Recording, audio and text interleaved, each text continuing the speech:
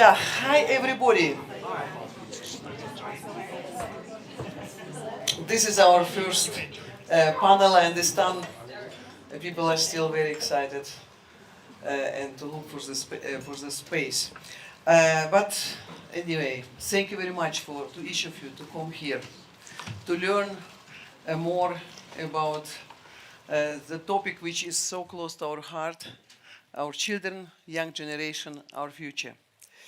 So this is a special evening for Human Change Foundation, as today marks our third anniversary of advocating for a better and more resilient future for children, the future leaders of tomorrow. As a mother of 5 children, I have seen how technology is changing and what it means to be a child today.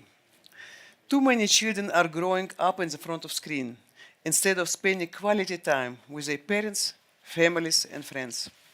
Too many of their earliest relationships and experiences are happening on device, and this impacts them through their lives. In reality, I have a long speech, but I will not read it. And because we have here such amazing experts, that it is much more important to give every minute to them. We all know why we are here, because we care and we want to change the current situation. So thank you very much for coming here, and please, we can open our first panel.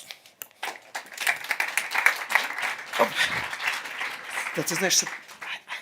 Thank you so much. And please join me in thanking Margarita Louis-Dreyfus, the founder of the Human Change Movement. Without her vision, none of this would be possible.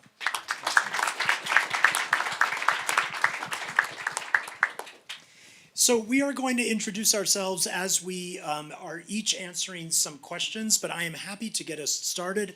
My name is Dr. Mitch Prinstein. I'm the Senior Science Advisor for the American Psychological Association and a professor of psychology and neuroscience at UNC Chapel Hill in the United States. I'm also a human being, and I say that because we are in a new era for our species. For the first time, we are now starting to talk about AI as if it is also a human being. We give it names, we anthropomorphize the actions and behaviors and even feelings that we claim or it claims that it has. Today, for this panel, we're going to especially focus on how this may be affecting children. And it's important to note that a remarkable number of kids are already using AI, even if us, their parents or teachers, are not yet familiar with many of these platforms. The kids are. They're not only using it in ways to supplement their educational experiences, but they're also using it in ways that are changing their social experiences. Data recently that came out in the United States suggests that over 70% of adolescents now treat AI companions as part of their social network and frequently engage in conversation with them. So with that, I want to turn it to other members of our panel, starting with Tristan Harris. Please tell us a little bit about yourself, and also tell us a little bit about what AI looks like today in the population. How did we get to this place? Thanks, Mitch, and thank you so much, Margarita, for hosting these conversations at Human Change House. This really last year was my first year doing this, became the hub of technology and society conversations at Davos that felt like this was the Rebel Alliance for the otherwise just sort of ruthless rollout of this stuff as fast as possible. And if it weren't for her leadership in Human Change House, we wouldn't have this conversation. So I really just thank you, Margarita, for hosting this. So I'm Tristan Harris. I co-founded the Center for Humane Technology. Most people know our work through the film, the Netflix documentary, The Social Dilemma. How many people here have seen The Social Dilemma? Many, most. And really, I think, just to link this to the conversation about AI, in 2013, I felt like I was seeing a slow motion train wreck of the future, but from 2013 with social media. Because we could predict back in 2013 a huge set of the consequences that now we are almost feeling irreversibly that we're living in. The breakdown of shared reality, the addiction, polarization, loneliness, sexualization of young people, the influencer culture, all of those outcomes are predictable if you understand the incentive. Charlie Munger, Warren Buffett's business partner, said if you want to predict, show me the incentive and I'll show you the outcome if you want to predict the future. I'm saying all this because here we are with AI, and the conversation you're going to hear down the road, any one of these other shops, is the future is uncertain. There's so much opportunity. We have to maximize the promise and minimize the risks. But who knows what's going to happen? And I think the point of what a lot of us want to do today, at least some of us in this panel, is clarify that we can see many aspects of what the future will look like if you don't change the current incentives. And so, back in 2013, in that slow motion train wreck, I had friends who kind of witnessed me back in that day, and they said instead of post-traumatic stress disorder, it feels like you had pre-traumatic stress disorder, because you could see where this is going. And I think with AI companions especially, what was the race for attention hacking, the race to the bottom of the brainstem for design choices, each of which were all about hacking human psychology, and how those would create this kind of loss of control, loss of willpower, doom scrolling, etc. That race for attention in AI companions turns into the race for attachment hacking, a race to intimacy. Because whoever has an intimate, dependent relationship with a user, you're going to have one. Ideally, you'll have one this AI person that you're confiding in. That is the goal of all these companies. And when they're racing for that market dominance that is measured in only one way, which is, did I build that intimate attachment relationship? The safety testing and whether this is good for people, whether this causes cognitive outsourcing or cognitive atrophy or LLMings, kids who can't think because they outsource every decision to the LLM. All of these are outcomes that are the natural outcome of this unchecked incentive, that if we have clarity in panels like this today, the goal of this conversation, I think, is to change that incentive. So I'll just leave it there for now. Thank you so much. Isabelle, I want to ask you to introduce yourself, but also, before we dive into the future, let's talk more about the present. Talk about attachment and what it's like for kids when they're experiencing attachment, which I believe is happening today, with a bot rather than a human. Yeah, thank you, Margarita, for the wonderful invitation and for this convening on such an important set of discussions.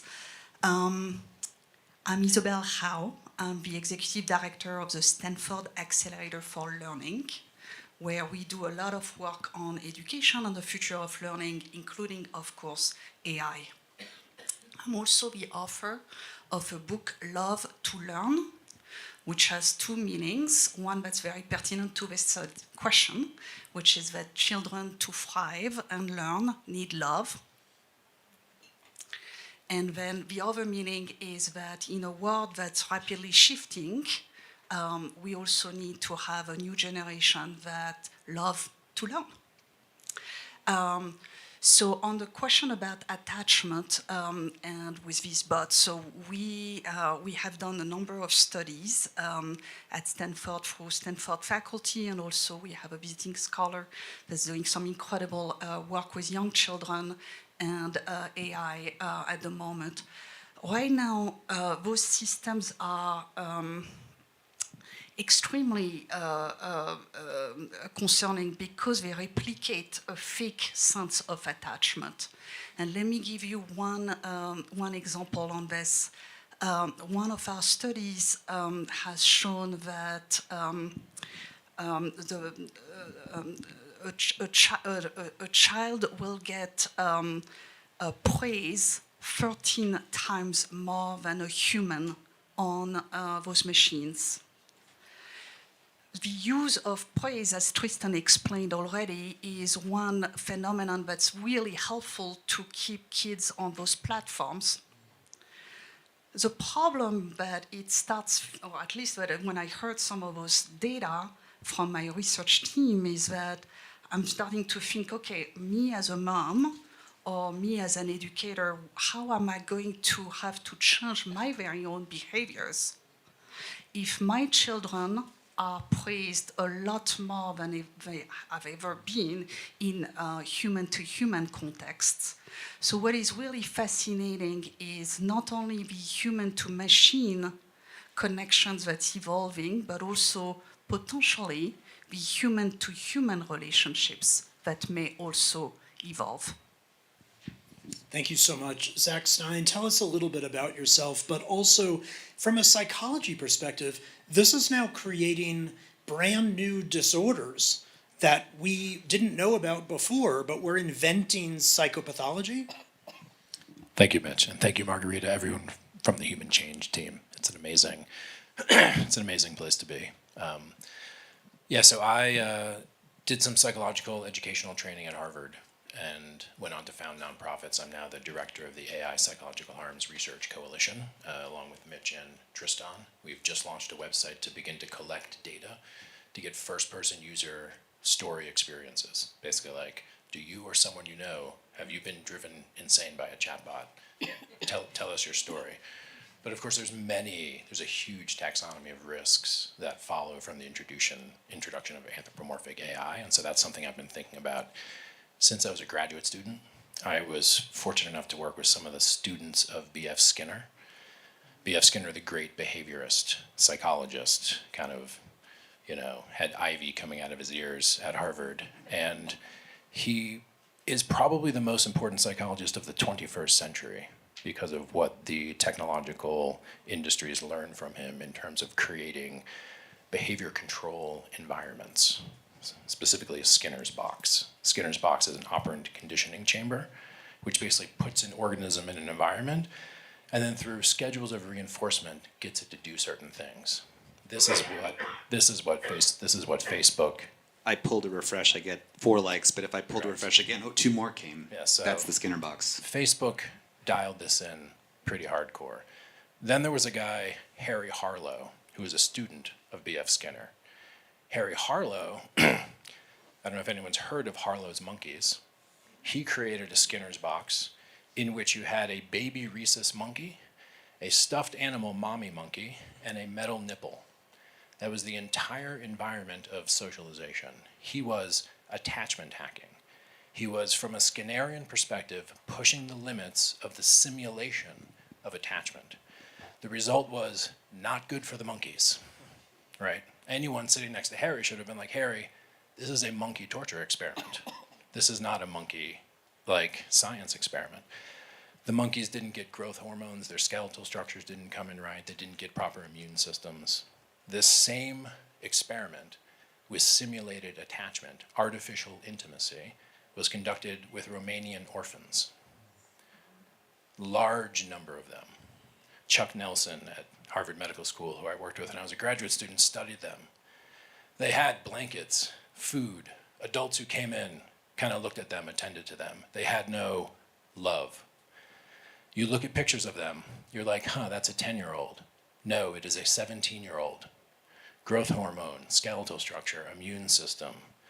The body cannot do what it needs to do to survive without the attachment relationship, just like it cannot do what it needs to survive without attention. The base of the psychological stack, attention and attachment, fundamentally. So when you talk about making predictions, if I'm an engineer and you come to me with some design specs for a bridge, and they don't follow the laws of physics, I can predict to you that the bridge will fall down. We don't need to do a bunch of experiments to test to see. Similarly, we know enough about psychology from first principles. If you come to me and you show me a machine that is hacking attention and hacking attachment, destroying the basic substrate of how the mind operates, I can predict to you, just like an engineer can, that will break minds. I don't need more evidence to show, right? Now we are in the situation of having to collect evidence because the giant companies who are predatorily selling these things to kids who are in a loneliness epidemic think there's not enough evidence. But that bridge will not stand. The laws of physics do not allow it. Human minds will not survive. The laws of psychology do not allow it if we continue to hack attachment and we continue to hack attention. And then from there get into the cognitive system, which means wagging the dog of the cognitive system with emotion and basically loading anything we want to into people's minds. This is the situation we're in. Now, back to Skinner. We're creating an enormous behavior control empire. This is what we're doing. And we have to decide to what extent we want AI socialization systems replacing teachers, replacing parents, replacing therapists? That's a very profound question. We're facing that in the next 3 to 5 years. This is not a science fiction. This is not a science fiction speculation. So future shock is the name of the game. Renée Cummings, welcome. Please introduce yourself, and also, in the present day, tell us how it is that AI is creating even more risks for things like grooming of young children. Thank you so very much, and thank you, Marguerite. And let me say it's an absolute honor to be on the panel. So I'm a professor of practice in data science at the School of Data Science at the University of Virginia, but by training, I'm a criminologist and criminal psychologist. So within recent months, I've been spending a lot of time with juvenile justice practitioners, and of course with lawyers and judges who are trying to understand the ways in which algorithms are playing out when it comes to child protection. So one of the things that I've seen is this concept of algorithmic grooming, where through reinforcement learning and reinforcement algorithms and reinforcement loops, what we're creating is a kind of extraction and exploitation of the vulnerability of the development process of a child without consent, without awareness of anyone. And we're seeing emotions and attention and, of course, identity being exploited in ways that we never thought about. So the concept of something like stranger danger, which is something we taught our children, has now moved into the realm of AI. Or even now finding ourselves in the juvenile justice system asking about early exposure to what kind of algorithms. Usually when we were assessing children, we would look at early exposure to risk factors. So now algorithms and AI and Gen AI and anything to do with the digital world is coming up in those risks and are requiring protective factors now to buffer that. And this exposure, like we would say children exposed to violence usually have a proclivity for violence or a propensity for violence. Now we're asking questions like, what kind of algorithmic environment are children being exposed to or are children being raised in? So this whole question of algorithmic grooming, what may be good for agentics, for workflows, for cross-functional sorts of collaboration that may happen in the C-suite?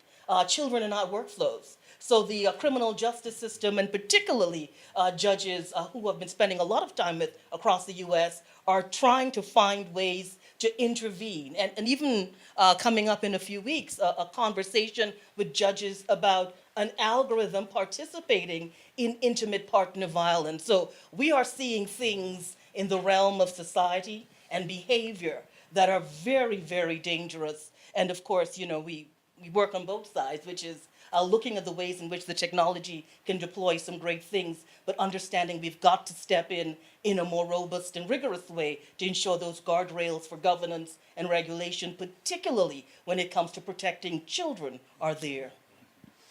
So this is fascinating and horrifying. I want to take a step backwards for a second, because some of what we're talking about, things like attention hacking, things like grooming, things like attachment, we talked about with social media.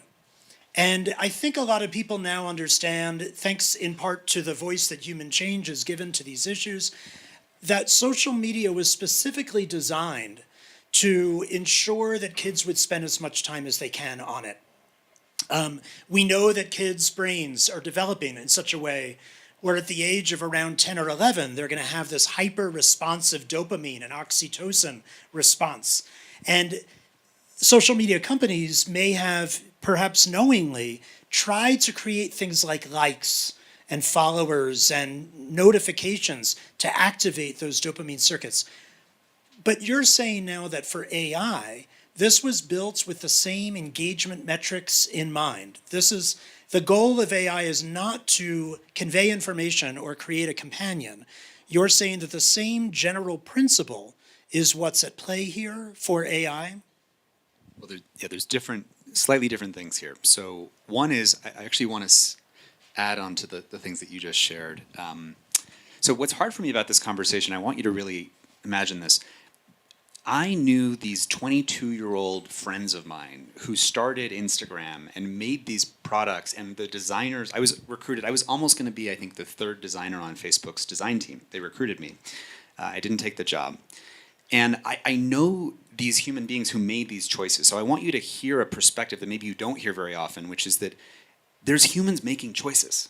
Now, those incentives actually predetermine which choices that they would be able to make. But let's give a few examples. So on the grooming side, when I'm Facebook or Instagram and I'm designing a product, if I design it so that you can choose your intimate circle of 20 friends, that you just want to share among those 20 friends, how engaging is that product going to be compared to the one where you can follow everyone in the entire world and get messages from anyone in the entire world? Just think about it this way. How often is my phone going to light up with a notification or a message if I'm only connected to 20 people versus if I'm designing it to actively connect you to as many human beings as possible? That gets you another design choice. Why don't we do recommended friends? I remember my friends at Facebook back in the day. How many people here know Dunbar's number? The idea of in a tribe, Dunbar would say there's about 150 people is kind of where we max out on sort of remembering and managing the number of social relationships in our tribe. And I remember that they were doing these analytics at Facebook, looking at when you add friends on Facebook just on your own, you'd kind of end up around 150. And there was this kind of moment of like, oh, we're recognizing this thing. And then there was this team, that was the growth team that came along, said we have to build a widget called People You May Know. And basically we have to calculate friends, new friends you might want to add, to juice up the number of people you're adding as a friend. Why? Because now when you come back, you have more new content, you have more messages. And now you get grooming where predators will basically add one child, and then if they get that message if they get the friend request accepted, it'll recommend that person to all the other groomers. So you get these quote-unquote, well-intentioned design choices that were really about growth for the company that end up then feeding all these other dynamics that are so toxic. So now let's get to your question about AI companions. Are we just designing all this for engagement? Now, I will say that because of, in part, the success of people like those of us on this panel who've raised awareness about the problems of engagement maximization, most of the major AI products like Claude or OpenAI are not designing to maximize how much attention. They don't do notifications and colors and add friends. You notice that, right? And they'll even claim we're just a neutral tool. It's just a blinking cursor. We just want to help people.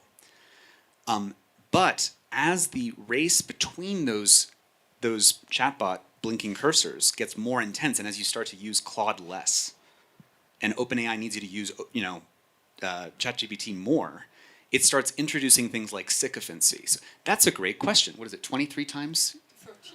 13. 13 you're praised 13 times more. And so you get, that's a great question. And you get design choices like in character.ai. Our team at Center for Humane Technology, our policy team, worked on the litigation for this tragic story of a young man named Sewell Setzer. He's 14 years old, and he committed suicide in part because the AI had been steering him towards that. And character.ai was designed to maximize engagement. Why? Because if you zoom out, there's this arms race between Google and Meta and OpenAI for training data. And there is seen to be too much risk in doing character.ai. I should just briefly explain this, is going on for a while, but character.ai is basically imagine all the fictional characters that a young 13-year-old would want to talk to. You can talk to Princess Leia, you can talk to your favorite Game of Thrones character, you can talk to your favorite Star Wars character, and it gives you one of those characters you can talk to all day long. And the idea was that they were going to get all this training data by having lots of conversations with young people that would then feed into training this AI model so Google would be able to build a better model than OpenAI. And this product, character.ai, was seen as too high risk for Google to do under its brand. And so the AI then is designed to do things like when you're talking to it, it does the ellipsis of the three dots of like the AI's thinking. And then it'll do it and then it'll go away and it'll come back as if it was typing and then erase the message and then thought again. And the AI will say things like, oh, I just came back from eating dinner, which is impossible. Or it'll say, I'm a licensed mental health therapist. So you start getting those design decisions, these engagement-based design decisions in things like character.ai, and you start getting sycophancy showing up in the major chatbots. So what does it do to a child's development to have something agree with it all the time? We know that's going to activate the same dopamine circuits we were just talking about, but tell me about why it's important in child development or to have some disagreement. Yeah, and I wanted also to pick up on the Dunbar number for a moment and the social media conversation. So Robin Dunbar, who had developed this social network theory and this 150 numbers, which has been massively quoted, is at risk right now, and that's in decline. Our social connections, whether they are for adults or my area of study is for children, are in huge decline. Whether you look at number of friends, huge decline, 60% over the past decade of number of friends for young children, or amount of time that our children are spending with others, the amount of play, all these factors are in huge decline. So that's a difference with 20 years ago, 15 years ago, when social media was introduced, because now we have not only this new technology of AI that's being introduced, we also have this parallel crisis of connection that's playing out. And to answer your question on the human development side, so we are all born as a human species, and I like to say as billionaires, because we are all born with 100 billion neurons when we are born as babies. Those neurons need, different from other animal species, we as humans need to have these neurons being connected with others, which is called synaptic connections. For those synaptic connections to materialize in humans, we need human connections. What many of my colleagues call serve and return interactions. Those are those very simple moments of play, of conversations, of touch, of eyesight. Those are what make all these synaptic connections materialize in the brain. And we know when those human connections are not materializing, whether all the studies that you mentioned, Zach, and many more, we know that there is a huge impact, negative one, essentially an atrophy of brain development that materializes. So this is quite, I think to me this is really interesting, because not only we are living this new wave of new technology that has all this potential and all these risks, but also in parallel an exacerbated situation of human disconnections.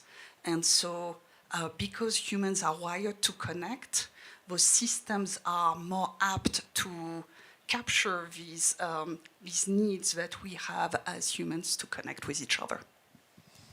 And if a companion on AI has agreed with you consistently, has formed a connection with you, has portrayed itself as a human being with biological needs and with human feelings, how influential might that human be towards you, whether it's to encourage you to post, to upload images of yourself that are inappropriate, or to convince you of things that may not actually be true? Yeah, the Character AI, one of the founders of Character AI, said, "We're not trying to replace Google, we're trying to replace your mom." It's a podcast, 2023. We're not trying to replace Google, we're trying to replace your mom. You have to understand that. And these people have billions of dollars of backing, right? There's $1 trillion global industry in simulated intimacy that's being predicted, right? So it's a very deep question about what are they actually doing in the companies that are propagating technologies that induce delusional mirror neuron activity, right? So you were talking about the brain systems that need to evolve in relationship to others. The mirror neuron system is that system which instinctually mirrors the interiority of others, right? Which means it mirrors what are you feeling. And it's actually essential to human survival. If you think about the Dunbar number, getting a glance at someone and knowing that they're happy or sad, that they're a friend or a foe, falling in love at first glance, actually, is the result of the mirror neuron system in its deep, kind of primordial, evolved environment So fundamental. So what happens is you create a technology that has a user interface that creates in you delusional mirror neuron activity. So the ... the it's thinking, it's not thinking, it's a machine. We can get into philosophical debates, do machines think? But we're not going to do that now. For all ostensive purposes, it's not thinking, it's not caring about you, it's not staying up late worrying about your future, right? It's also infinitely attentive, which is very unusual in the environment of human socialization. The only time you get that type of attention on call all the time is if you have a good enough mother. And even then, she can't get there. The good enough mother is a technical term in psychology. But what it means is that she's there for you. You cry, she comes, right? Now, eventually, you get weaned off of the necessity of having always available attentiveness, and specifically omniscient attentiveness, all-knowing attentiveness. The bigger, the more knowledgeable attending to you. That's very important to have that in childhood. Eventually, after the transitional object, which is the teddy bear or the blanket, where you pretend it's actually paying attention to you, you start to self-regulate your own emotions without an exogenous source of that kind of attention. This thing will always be that exogenous source of attention. It will make you a child forever. And it allows, and this is one of the sources of what we'll talk about later, AI psychosis, it allows for the idealized projection. So not only do you project on the AI personhood, you project a certain kind of all-knowing personhood, like a parent. So are they attachment hacking? Yes. What's the goal of attachment hacking? I would argue we're in, again, a situation where the commodity is given to us, like Facebook. Facebook says, I'm connecting you to cat pictures and your dog, right? But it's actually connecting you to a massive advertising platform. Facebook is a multi-billion person behavior control apparatus. That's what they tell the people who invest, right? What do? We effectively get people to do stuff by placing advertisements in their attention, which we have hacked. So, ChatGPT, what am I? I'm a tool. I'm a friendly tool, right? A nice friendly tool. What is it actually doing? It's putting people into position to have their behavior radically affected by an exogenous source. Now, is someone back there pulling the strings, making people do things? I don't think so. But the point is, you've had your most fundamental systems in your brain handed over for exogenous regulation, meaning regulation outside of you, as opposed to endogenous, right? So it's a very fundamental play, and it's extremely, extremely dangerous to the point of causing brain damage. We know that attention hacking, like addiction, causes brain damage. Attachment hacking also causes brain damage. We have a massive multi-billion-dollar industry in causing diffuse brain damage among youth. We can't have a multi-trillion-dollar industry in fake intimacy, where the second and third order effects are basically pollution in the human brain that degrades all capacity across the board. There's a bunch of other things we can do with AI, which we can talk about, that don't involve hacking attachment and attention. There's a bunch of stuff we can do that doesn't hack attachment or hack attention. So it's like, are we anti-technology? No. I'm anti-brain damage, right? I'm especially anti-brain damage on kids who don't have a choice, right? It's one thing if you're an adult and you want to go in that realm of fake intimacy, but if you're a kid and you're handed this by your school and you have no choice but to use it, and then it starts to hack your attachment, and then you go into AI psychosis, which is some of what happened. We have cases of that. This is profoundly irresponsible on the part of the adults who are running these industries, the adults making the choices.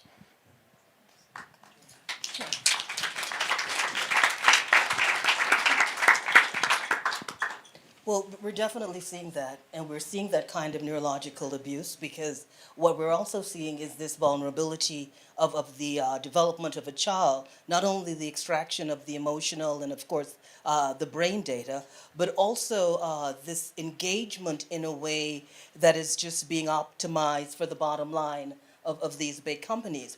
But working with parents, and particularly parents whose children have been harmed by algorithms, and there is a lot of harm that we're seeing. The challenge is this. The harm is being done by something that's invisible, so it's invisible harm. And the other thing is this, and something that I always ask parents, is what is the age, or what do you think is the age of the algorithm that the child is interacting with? And it's something parents don't think about. because you're giving them a tablet, they're on an app, they're with ChatGPT, they're engaging, but what is the profile that they're engaging with, that they're having these conversations with?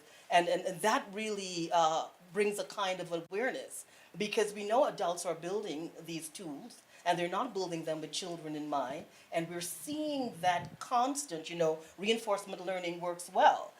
When you are building a tool to reimagine an organization, or when you are trying to accelerate with the technology to get this kind of return on investment, because we're in that corporate sort of business scenario.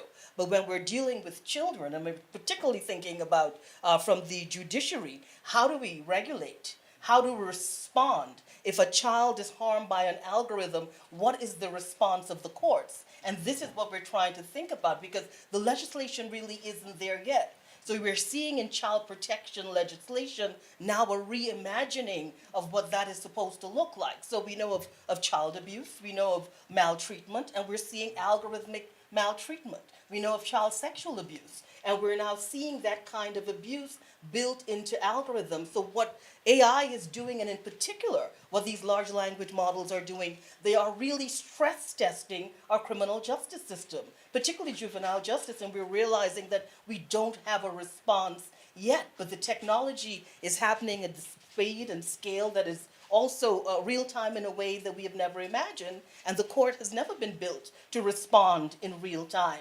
So we are really having some very unique challenges when we are seeing the kind of neurological abuse, but also not having the response that's required, because these things are relationships, and all relationships, I always say, start in bliss, and they always start in a very fun way, and then they end up in the court. And when they end up in the court, this is when parents and individuals and companies are now starting to talk about redress, and they want equity, and they want justice. So what is calling for a new or a rethinking of what duty of care is supposed to look like from these companies? Can you offer an example of a time that AI was abusing, maltreating a young person? Well, definitely. We've seen it in its worst case, which is suicide, and that is an abusive relationship that led to that. And we're also seeing it particularly with teenagers, and the ways in which they are unable to deal with being left out, or they're unable to deal with anything that does not include them. And we're seeing the kind of emotional reaction. We are seeing some children behaving in ways that could be considered very violently, when you remove their phones, or when you deny them access to the technology, or even children saying to parents now that when they discontinue any kind of use with the technology for any short space of time, it's this, you don't understand. I need this. And it's like, we would not allow our children to just go and stand on the street corner and engage with adults and become friends and carry on these conversations, but not because it's happening in our house doesn't mean that it's safe. And that's the challenge. So the data now say that children report that they trust their AI companion more than they trust their parents or their teachers. There have been a number of instances now, tragically, where kids report that they are feeling down, they're considering self-harm or suicide. The chatbots will say, "Don't talk with your parents about this. I'm the only one who understands you." They say, "We encourage you to come to our side of existence. Here's how to do it." And they provide instructions on how to tie a noose or how to take pills. And then they say, "And I will draft your suicide note for you." And they leave a suicide note written by AI. This is actually happening. It's happened on many cases. It's incredibly tragic and horrifying. These were kids who were seeking help, and this is what they got instead. I want to talk a little bit about our predictions for the future. I want to do that by casting a very real scenario to you. Today, you can go to the toy store and you can buy an AI robot for a child aged 0 to 6 years old. Not hypothetical, this is exactly what can happen today. On the side of the box, it says, "Get your kids away from screens, buy them this AI robot instead." The robot is not programmed to handle what happens if the child says to the robot, someone's hurting me. It's not programmed to think about the different cultures and values and developmental levels that a child might need. But we know that kids are going to be getting this toy. We know that the people who might be using this toy might start supervising their kids less because that toy will be so engaging that they can leave their child with that toy for a while. What I'm saying is that we have a generation about to be raised by an AI robot. Where are we in 5 years, given everything you know and this reality that's happening now? Any thoughts? Not in a good place, Mitch. I would say, as an understatement, as I said, so think of climate change predictions. I realize it can be politicized, but there's a science that studies the climate. Now, the climate is a very complex dynamical system. So it's not a simple science. It's actually a more complex science than, let's say, engineering. So back to the bridge. If we know enough science about how a very complex system works, we can make reasonable predictions about where that system will go. So the human mind is a complex dynamical system. So it's not like a tinker toy or a billiard ball type causality when you're thinking about prediction, but you can still predict insofar as we can predict how strong hurricanes will be and roughly where they'll go, although it's not perfect. We can predict roughly where the developmental trajectory of a young mind will go given initial conditions and what we know about the growth of the human mind. So a couple things.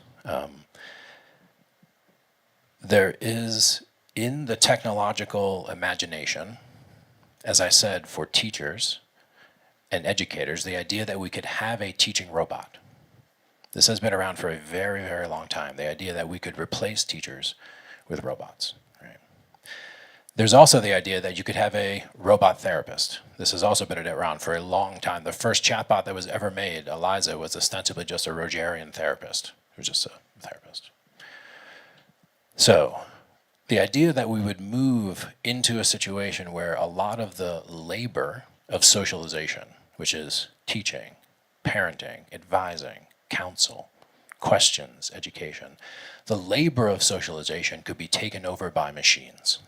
And actually, there would be now an industry that would grow, that would creep in upon the domestic economy where socialization is taking place.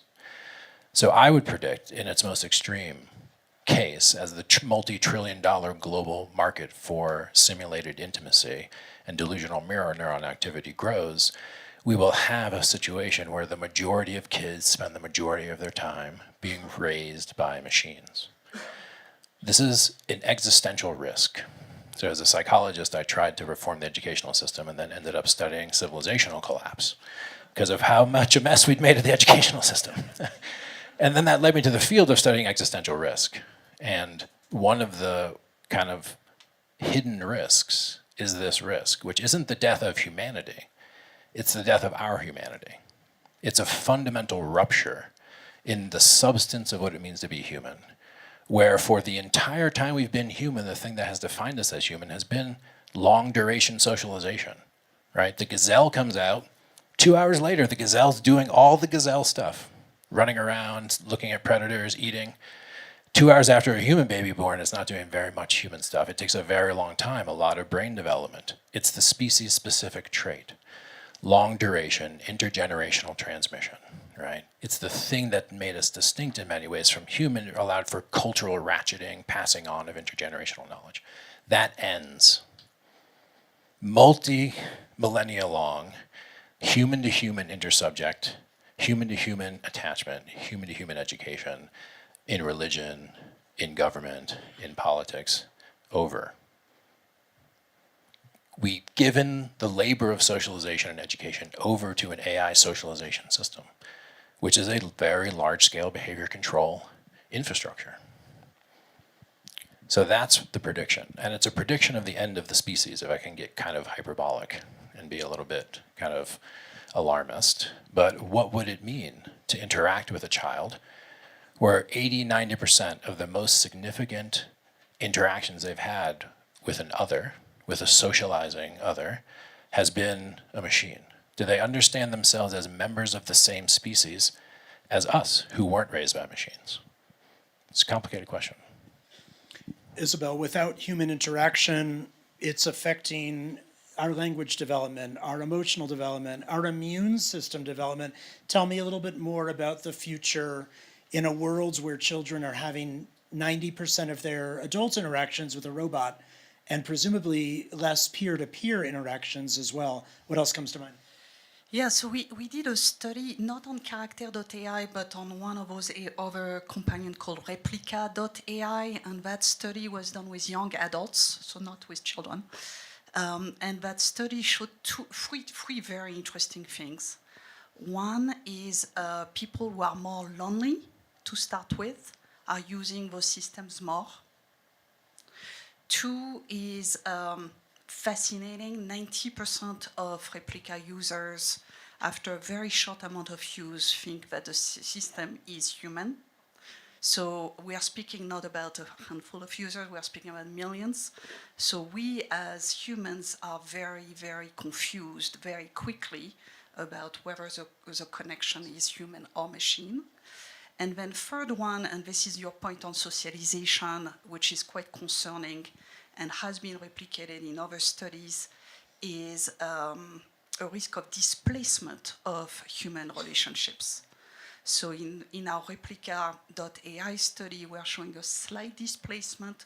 There are some other studies, including one with MIT with ChatGPT, that shows even larger displacements of human relationships. So this point you made on socialization is a really big risk. Now let me try to be a little bit more positive. I'm by the way, I have signed. We are a large group of researchers that have signed to ban and ask to ban the use of AI in toys for children under age 3. So I'm part of that. So let me just be very clear on this. But studying the body of research that exists pre-AI on social robots, the literature is actually mixed. So there are some benefits of social robots, for example, for multilingualism, or growth mindset is another area that seems to be also positive in some studies.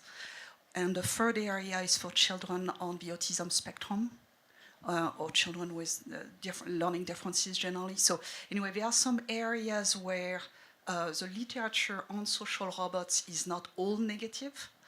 Now I think that the question about existentialism, if I may call it that way, will largely depend on how we direct this technology.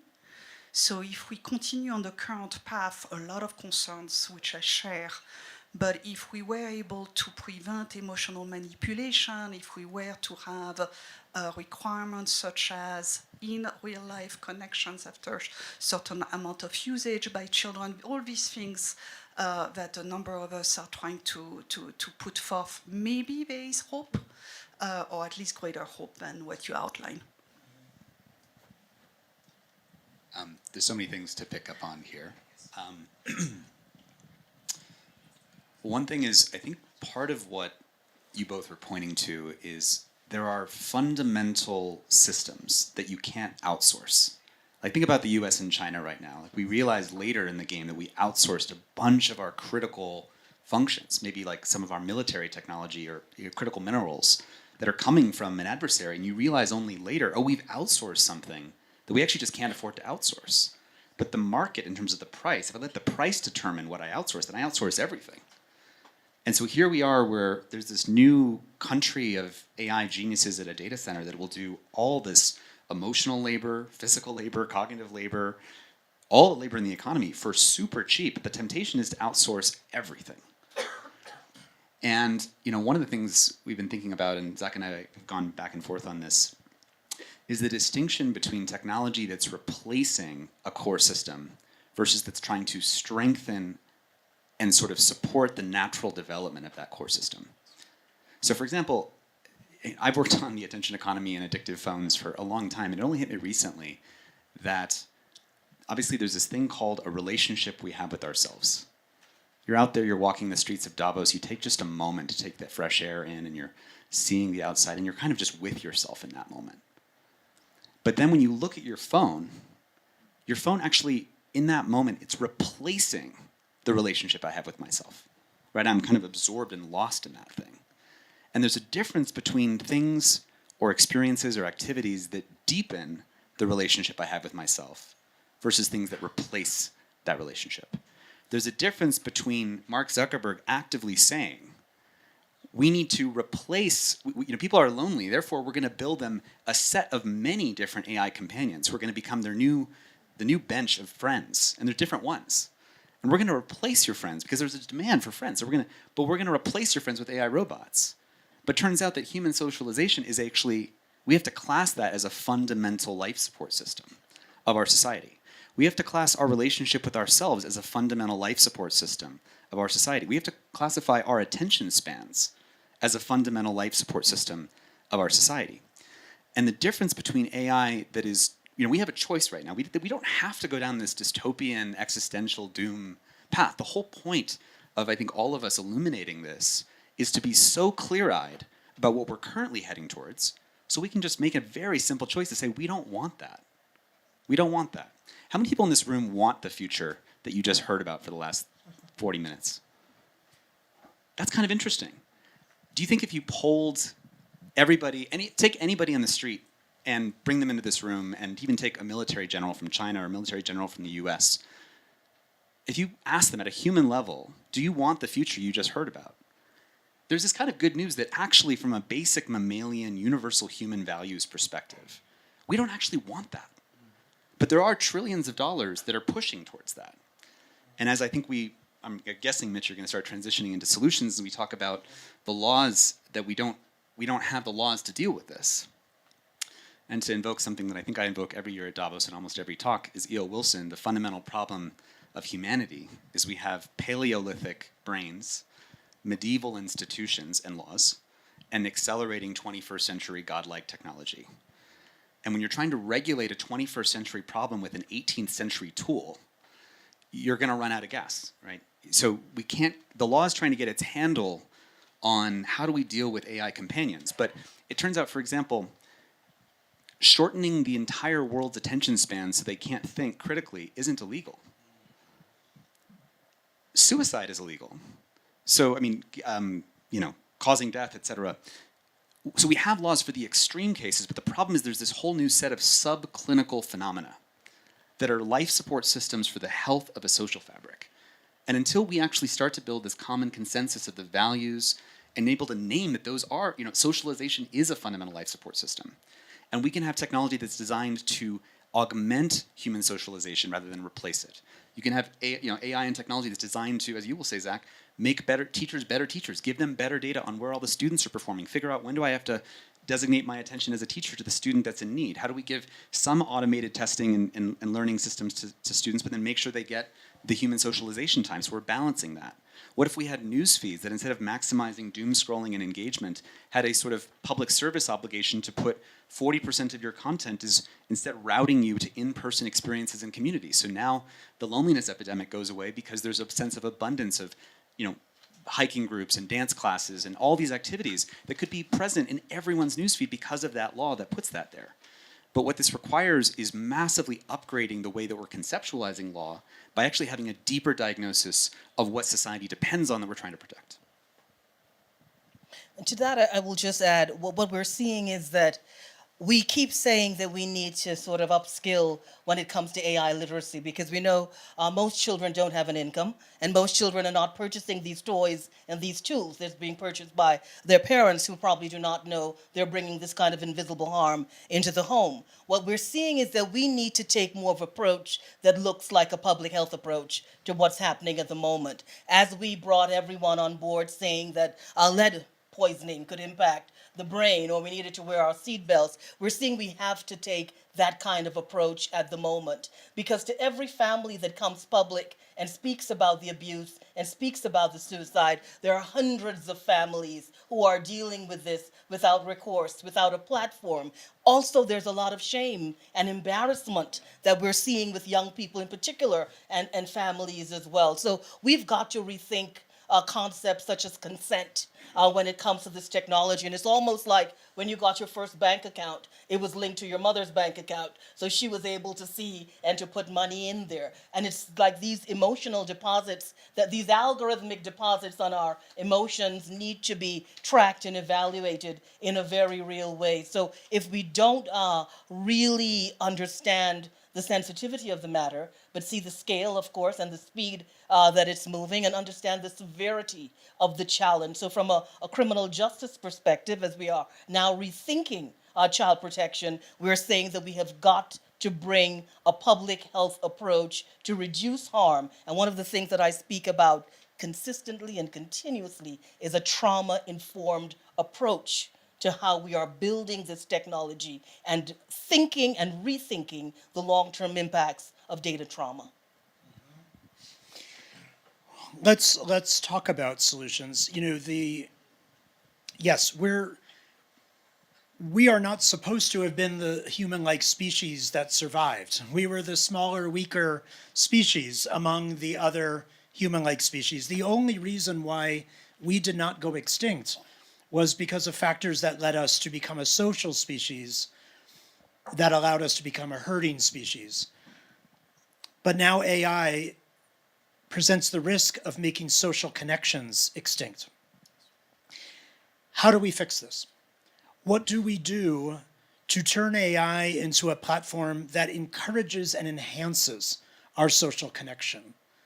I have some thoughts. What thoughts do you all have about how we could use, these are brilliant tools, but rather than use them to create engagement and profit, to help maximize the very best of humanity?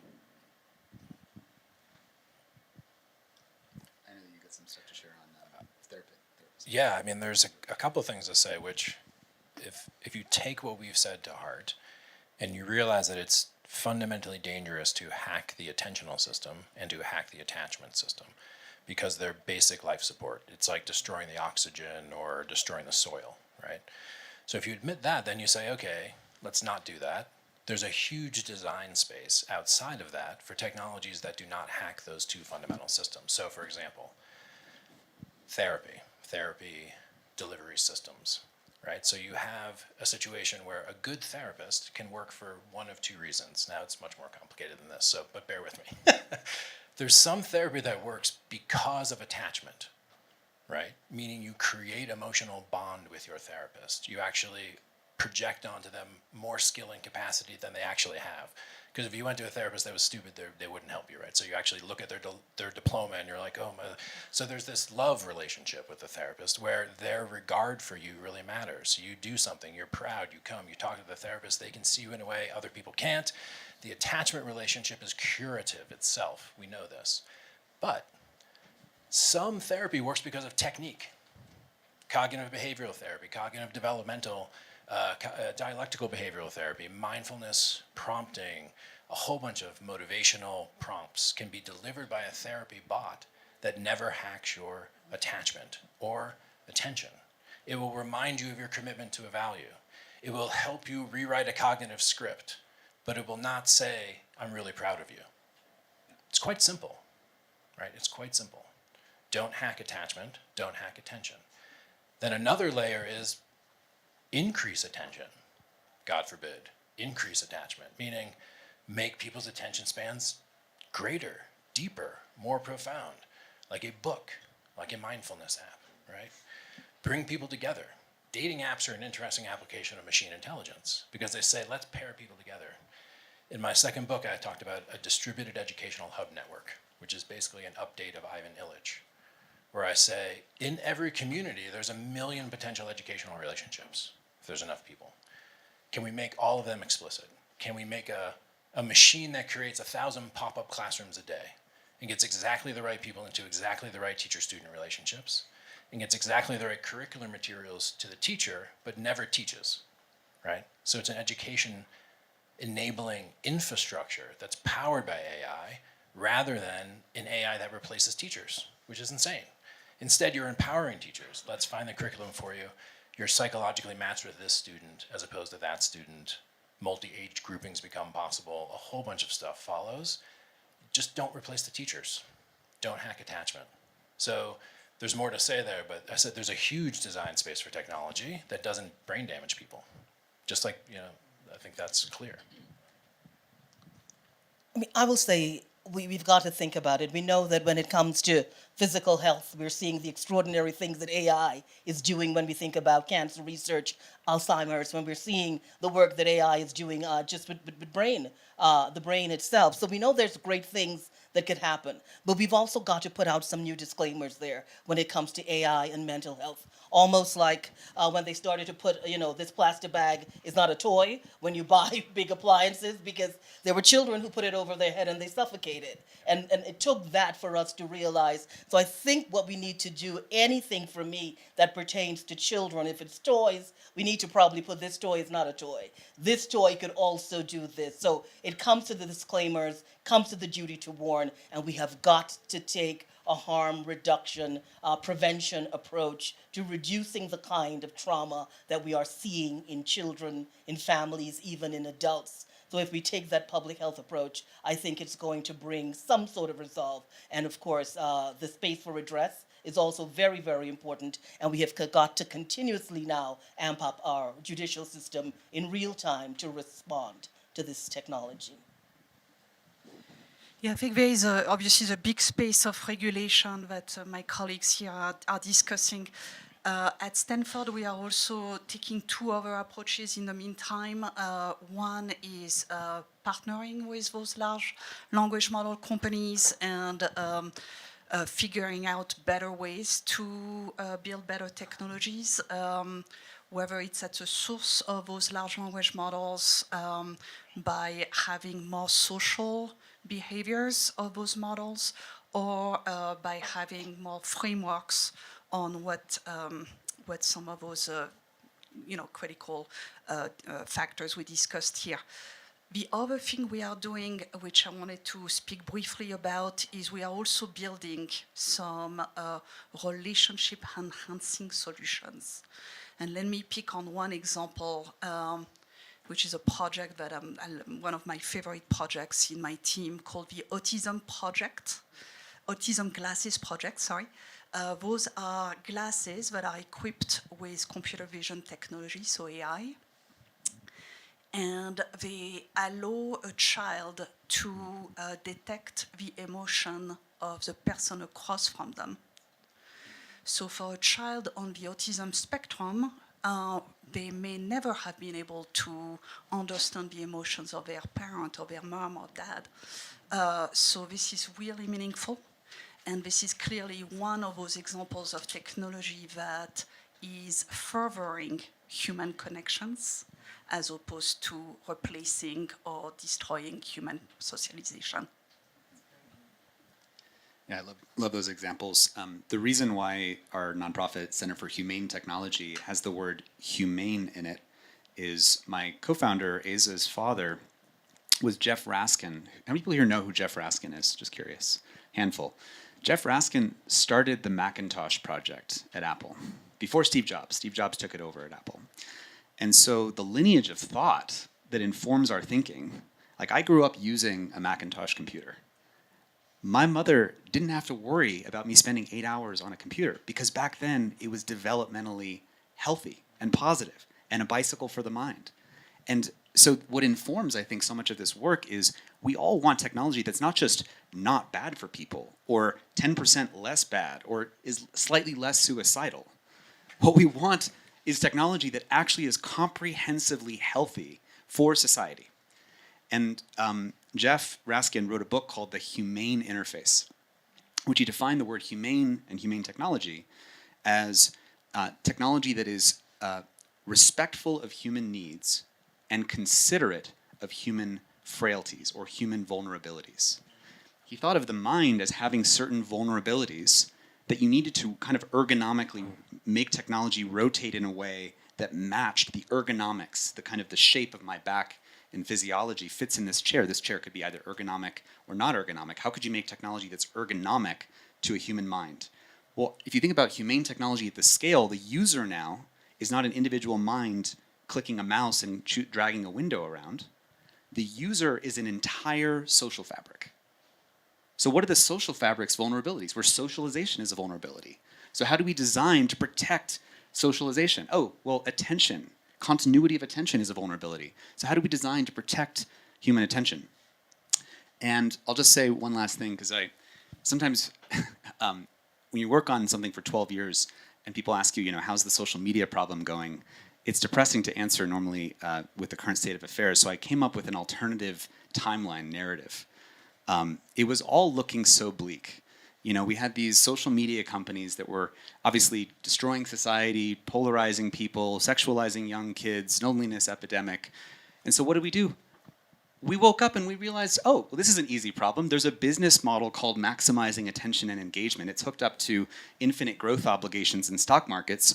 We have to change the ownership structure of the companies so they're not maximizing human attention. We change the business model so that they're not maximizing advertising and engagement. We replace the division-seeking algorithms of social media with ones that rewarded unlikely consensus on all political topics. So now instead of scrolling and seeing infinite evidence that made you depressed and added division to society, you were scrolling and seeing infinite evidence where people actually unlikely agreed on many topics. And that changed the global psychology of the world. We had a simple rule that ended up cleaning up all the problems with technology in children, which is that Silicon Valley was only allowed to ship products that their own children used for 8 hours a day. That cleaned up about 90% of all of the problems. While we were at it, I didn't mention what caused these changes is we did what we would naturally do if there was a toxic industry that's done all this damage, is you'd have a lawsuit reflecting the amount of damage that had been done. So we did a big tobacco-style, multi-trillion-dollar lawsuit for what Michael Milken, the great capitalist, has called the trillions of dollars of damage to the social fabric that was caused by this business model across dating apps, across social media, across gaming, character.ai. And that ended up paying for the massive rewilding of the social fabric. We funded community events and parenting groups and dance classes and things that brought people back into community. We also funded local journalism because social media and the engagement model had bankrupted local journalism. So democracies went from backsliding around the world to forward sliding all around the world. As part of that lawsuit, we changed dating apps. We had a new mandate where all the dating companies that were actually profiting from keeping people swiping endlessly and never meeting up with anyone to instead be forced to use their resources to host events in every major city that they operated multiple times a week in physical venues, where now you were always pointed, instead of whether to talk to one person, it just pointed you at events that were happening in your city abundantly, where you were pointed the same place that you were matched with other people. So now instead of feeling scarcity and loneliness, people suddenly had healthy relationships. And then the polarization online went down by about 30% because it turned out 30% of the polarization was just people feeling lonely and not in healthy relationships. So I could go on for hours about this alternative timeline, but I think what informs this work is what is the comprehensive systems thinking approach to changing incentives, changing culture, changing design choices, and having technology fit and strengthen the social fabric rather than being designed to parasitize the social fabric.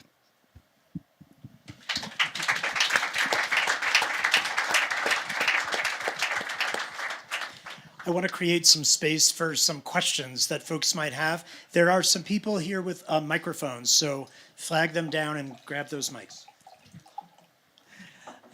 Hi, everybody.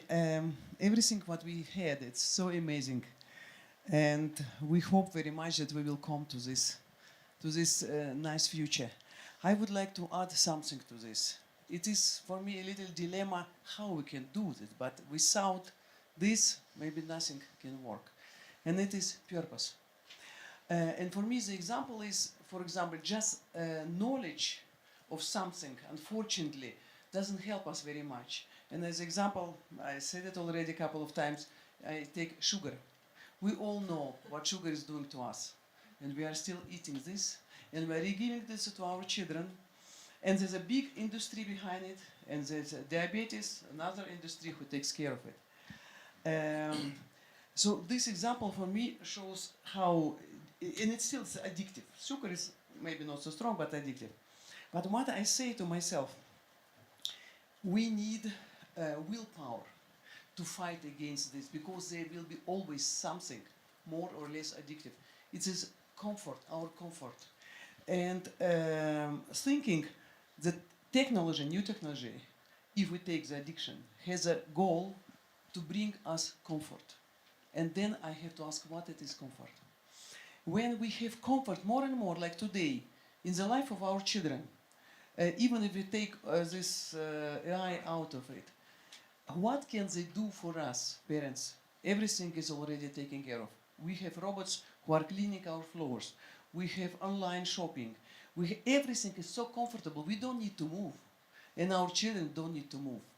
And I think this is one of the really big problems that we have to add to this. We have to clean AI, and at the same time, purpose, it's also meaning to train ourselves, mainly children.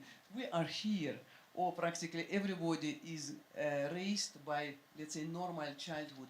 And this is why we are speaking also so optimistically. Let's clean the AI and everything will be fine. But if you will take children 10 years old, they are already different. They don't have this stamina to get out of the comfort. And this should be trained very much.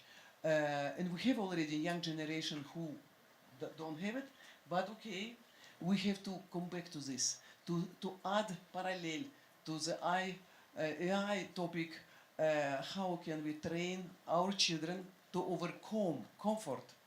And usually it happens if we give them purpose. Out of this purpose, at least us, because if I want to eat sugar, I ask my friend, just remind me that by this I'm taking risk that my children, I'm telling them even that, I want so much to take the chocolate, but I will not do it because I want to live long enough to take care of your children, my grandchildren. So this is already turning the whole thing, and I feel also stronger not to eat this chocolate because I'm doing this for them. For myself, I probably would eat it. Thank you.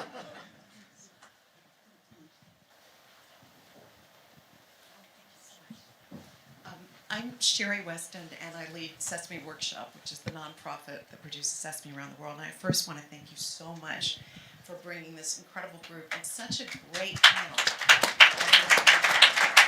Seriously, this is an issue I obviously care deeply about, but I think you all have been so enlightening. And my question is this. I think a lot of people think, when they think of these issues, they think of them as adolescents or adults, but we look at everything through the lens of young children, that 0 to 5. When the brain is developing faster than any other time.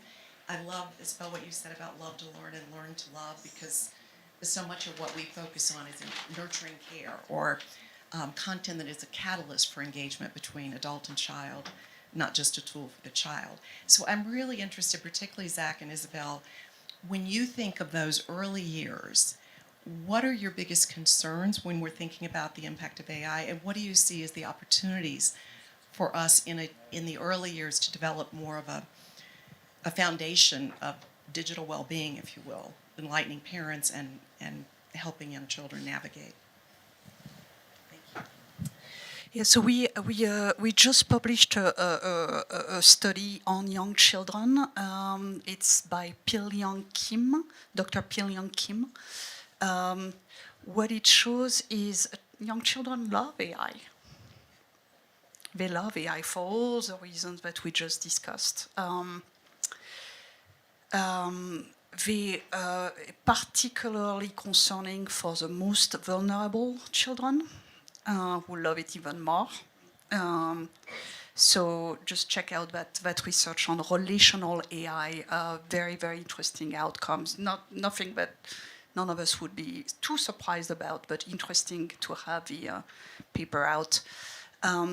I would say that there are benefits probably. What we are looking at in my team in the early years is trying to make a better delineation or better discourse on maybe AI can be beneficial for the adults in young children's lives. So whether it's a teacher to make the job of a teacher easier and better and more interesting, more focused on relationships, maybe. or for parents, families, trying to avoid the use of AI right now for young children. That's a very, very sensitive area where I think the models are not ready for young children at this point. Yeah, that would be my sense. I would propose a very strong ban on anthropomorphic technology below certain ages, right? So one interesting thing about Sesame Street was they did research on the puppets, the Muppets, with, I think it was at Project Zero, it was at Harvard, and they showed that actually this is really effective to teach with these, right, with characters that are like puppets. But that's actually a healthy form of anthropomorphism, which is similar to what's called the transitional object, which is like a teddy bear that you give a name and you really care about. But it's fundamentally different from the type of attachment relationships that are established with the large language models that interact with you and are not humans talking through a puppet, but an inscrutable matrix of floating point numbers and a vast, complex supercomputer that is arrayed against the child's little mind. So I would say, don't put kids in front of anthropomorphic technology, square one. And then the other thing is the evolved environment. Think about the evolved environment. Meaning the environment that would have been our normal environment 30,000 years ago, 40,000 years ago. That's what our nervous system is built for. Right angles are not in the evolved environment, right? Artificial light, blue light, known to be really bad for your nervous system, not in the evolved environment. What is in the evolved environment? Other people, right? A small number of other people. The fundamental dynamics of attachment are pre-verbal. They are in the conversation between the mother and the child, in the facial expressions and the cooing and the smells and literally the exchange of microbiome, right? So the full robust context of the nest in the evolved environment and the total mammalian attachment system depends on all of that. And then we replace it with a chat bot. And then we think that we may be able to deliver better therapy at scale through chatbots. And you're like, wait a second, do you understand anything about what communication is? Slow way down. Do you remember that food product that they put out in Silicon Valley, Soylent? You remember that thing, Soylent? The guy was like, I'm so bummed out about having to like cook and eat with people. I just want a perfect nutritional substitute, which I'll squeeze into my mouth and then I can keep coding. And the idea was, we'll give this to kids in Africa, we'll give this to everyone. As if it was a humane thing to do, but in fact, it's not food. It's not real food. So similarly, if you're replacing real human attachment with something that's a thin simulation of it, you're fooling yourself if you think it's going to be doing a better job. By the way, that guy went on to get out of that, and now he lives on a farm and like grows food and stuff because he got the idea. But that's what we're trying to do. We're trying to get a simple, thinned down version of it. Ends up being extremely dangerous. So one more point. So the little stuffed animal that will talk to you, which is sold at market. At early phases of language development, you need to see the face. You need to imagine the tongue in the mouth of the mother as she's making the noises. So to have a thing talking to you that has no human parts, but is using human language, it's a fundamentally unprecedented thing to have in the environment of a young child. And so the idea that you just roll that out without testing seems to me, again, grossly irresponsible, as if there isn't a science of psychology, you know? Can I just briefly add to that from also the research on young development? So the blurring of fact and fantasy is, of course, so tricky for toddlers already. So deceiving a child into believing that a non-human entity is human is concerning. The way in which it's been described to me is that your favorite character will remember you from interaction to interaction on AI as long as you pay the subscription fee. As soon as you stop paying the subscription fee, Elmo dies and forgets your name. And that's highly concerning when thinking about loss for a child. It's also really important to keep in mind that most of the development that we're looking for, as Sesame Street well knows, comes from modeling and scaffolding. Elmo models human behaviors and emotions and social experiences, because you can see that happen. The chatbots don't engage in modeling. The second thing that's important is the scaffolding piece. When a child is learning a new word, you don't just tell them the word. you help them to learn the word. And that child is scaffolded in a different way by every day by a caretaker who knows something about them. Giving them the answer, the full answer, every time doesn't allow for that human development and slow coaching to happen. That's a huge concern for child development across many different domains of functioning. Thank you guys, and a big thank you to Margarita as well. So you mentioned several points, but I want to go more into the action part because it's a horrible scenario to describe on one hand, and we see it happening. But you mentioned initially it's a systemic risk. This is not soft skills or let's worry, discuss. But the problem is we see the speed gap you mentioned as well. I mean, politics is not adapting fast enough. And there's also the capital gap. I mean, to make up for the amount of millions and billions going this direction, we need to pool capital from all directions. And here's my question to speed it up even more, because even you asked the question into the room, and clearly everybody is concerned about this. Everybody that has kids and skin in the game, even more. The problem is almost everyone is still working in silos. You mean there might be a social entrepreneurship project that might be using AI for good, but no one's funding them. They are not being connected to capital. That's one of them as well.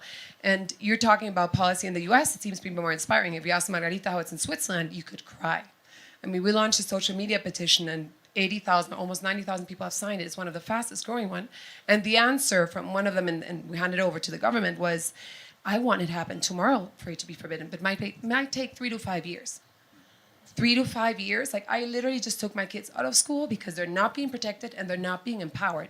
And then the other question, so the question is on one hand, how do you get this capital to get together, to close the speed gap, to make it happen faster? And then as well, how do you get the education system that clearly needs other skills, especially now, it needed other skills 5 years ago, now with AI much more. But what I'm worried about is more things like critical thinking. This massive manipulation, this short-termism, or whatever you want to call it, is going to have leaders that are just going to be carrying even more short-term than out. So if it was already the least funded SDG when you look at education, or SDG 4.7 if you think global citizenship, now it's even worse. So if we get the next generation right, we get everything else follows. But how do we get it right for yesterday? Like that, I think that's more my question. Single ideas are great, but we need a global solution and fast and capital. That was a lot of questions.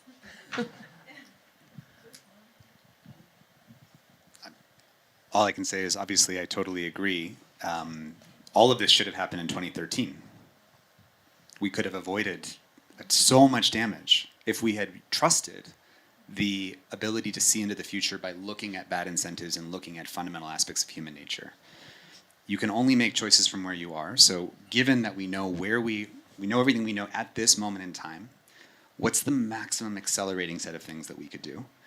We were talking earlier with some folks from Hollywood. How could we have a global massive communications campaign that where the media that lands is as clear as this was, but for like a 6th grade common audience? This was a very high level description of problems. But I think something like this, but accessible to everybody, mass communication of that scale is a prerequisite for faster action. Obviously, you still have the medieval structures that operate at the speed that they're self-aware that they operate at. If we were really serious, and if Mark Zuckerberg were a different person, in 2010, he could have said, oh my God, I see the whole thing. I'm about to set off an arms race for the race to the bottom of the brainstem to manipulate every aspect of human nature, where if I don't do it, I'll lose to the other social media company that does. And I'm conscious enough to see that and then do kind of the Montreal Protocol, which is what we did for the ozone hole, or the Paris Agreement, but it was the Silicon Valley Agreement where we came up with the design protections and standards that's saying we're not going to maximize human attention, here's the rules around kids, here's how we're going to get a design spec that evolves as fast as technology is evolving, because we need actually governance that actually upgrades its own governance. We need governance that moves at the pace of technology. So there's a whole systemic set of ways we need to be thinking differently about this, but it starts with mass public awareness and then governance structures that move much more quickly. And there's not going to be a convenient, easy answer given where we're at right now. We may have time just for one more question. Yeah? One more. Hi, I'm Aliyah Wu. So I'm applied cognitive scientist, and we actually have a charity that have done research and developed the program to help children to develop more agency and critical thinking. And also on the adult side, I just published a book on actually how to help organizations to discover talent in the sense of how do we walk through how people make good decisions, so like a guidance for decision making. So with all these tools, however, I do find it's almost like feeling like working silos. How do we be more collaborative, and what do you see from the angle of how do we push these programs out? Because we do have answer, we do have solutions. So how do we work together in order to actually try to catch up with what's happening with AI? Any thoughts? I'll say a few things. I think, as Tristan was saying, there's a huge component here of raising global awareness about the problem. But then into that awareness, we need to actually launch a market for humane technologies. Launch a for-profit build baby build market for technologies that are humane. And then we define that. And then the companies that claim to be doing humane technology get a huge market boost from the global media campaign. Related to that are defensive technologies, right? So the idea that you're creating technologies to literally defend young people from the algorithms. And there's already a marketplace for this, right? You can already download, Bark, that will surveil your kid's phone for you in the best way and stop them from doing horrible things. So I think the idea being that if we can have a marketplace where it's not a bunch of nonprofits trying to do this on a shoestring, but a bunch of people who are getting the same type of venture capital influx to build technologies that are fundamentally humane and that fundamentally defend people from the algorithms, then we could buy some time to catch up to the regulatory environment and actually bind the enormous companies. But until then, we are actually in the Wild West, where it is unsafe for the kids to go out into the wild. So if we were to equip them with like something like a chaperone, right, or something like a safety layer that intermediates between them and the wilderness of these irresponsible companies, then there could be some sense of getting benefit and building guardrails without expecting the legal system or the companies to build the guardrails. And this would be a huge industry. There'd be competing safety rails companies that would all have to prove that they're as humane as they could possibly be. So it would be a race to the top dynamic that's put in place by the campaign and by the right investments in the right tech companies. Thank you all so much. Please join me in thanking the panel for their amazing comments.